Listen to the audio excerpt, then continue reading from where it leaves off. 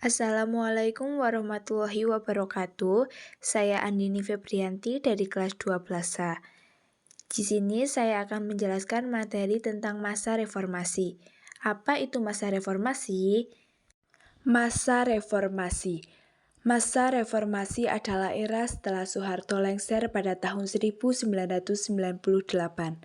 Reformasi merupakan gerakan sosial politik yang bertujuan melakukan perubahan sistem kebijakan atau institusi tidak adil bagi masyarakat Indonesia.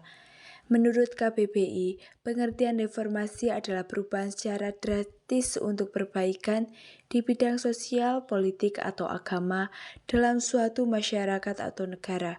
Reformasi lahir setelah negara mengalami krisis yang melanda berbagai aspek, mulai dari ekonomi, politik, hukum, kepercayaan, dan kebutuhan pokok. Adapun latar belakang masa reformasi. Masa reformasi di Indonesia terjadi pada Mei 1998.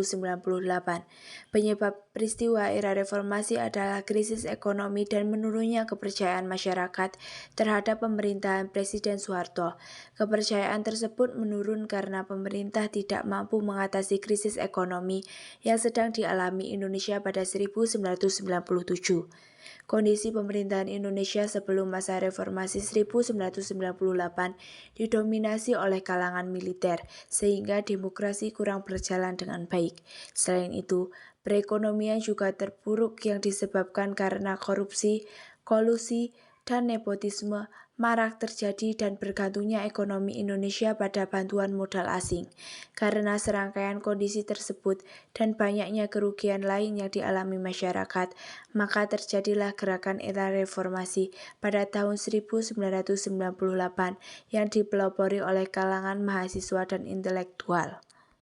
Terdapat 7 tuntutan gerakan reformasi tahun 1998. 1.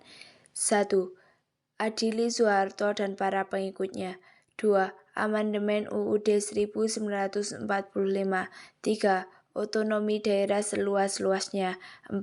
Tegakkan supremasi hukum. 5. Berantas KKN. 6. Turunkan Soeharto dari kursi pemerintahan. Dan yang ketujuh, hapuskan dui fungsi ABRI. Tragedi Trisakti. Peristiwa yang mengawali gerakan reformasi adalah peristiwa yang terjadi pada tanggal 12 Mei 1998 di Universitas Trisakti, Jakarta. Saat itu terjadi bentrok antara aparat keamanan dan para demonstran yang menyebabkan 4 orang mahasiswa gugur dengan luka tembakan.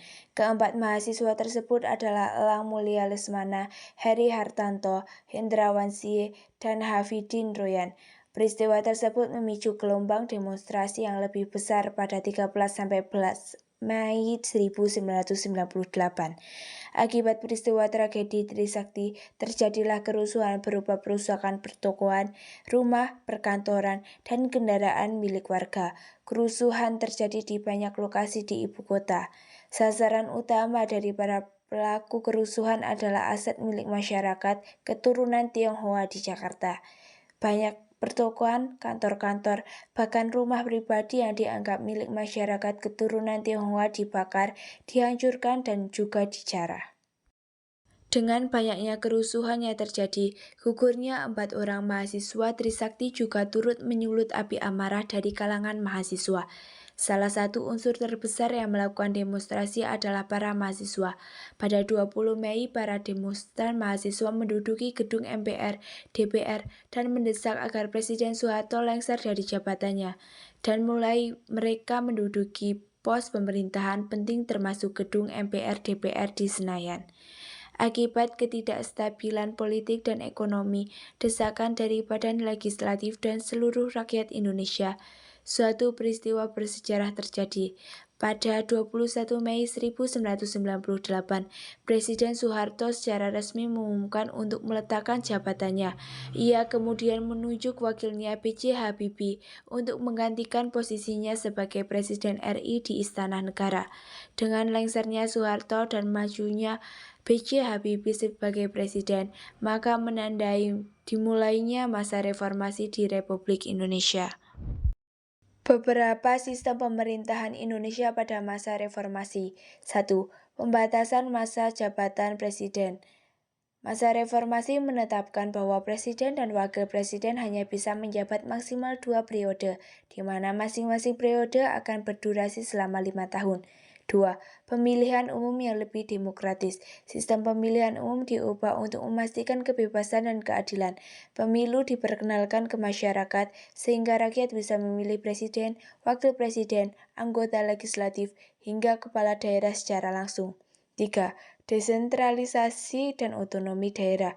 Desentralisasi kekuasaan dari pemerintah pusat ke pemerintah daerah ditetapkan melalui kebijakan otonomi daerah.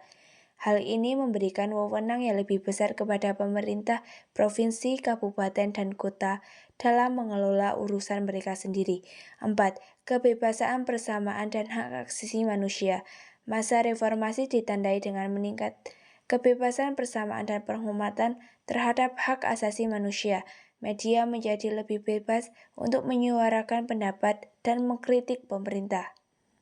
Secara keseluruhan, ciri utama sistem pemerintahan Indonesia pada masa reformasi adalah perubahan fundamental yang mengarah pada pemerintahan yang lebih demokratis, transparan, dan bertanggung jawab.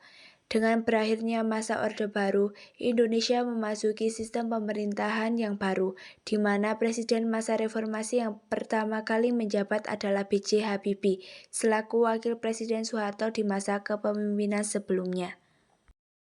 Cukup sekian yang dapat saya sampaikan terkait pembahasan pada masa reformasi.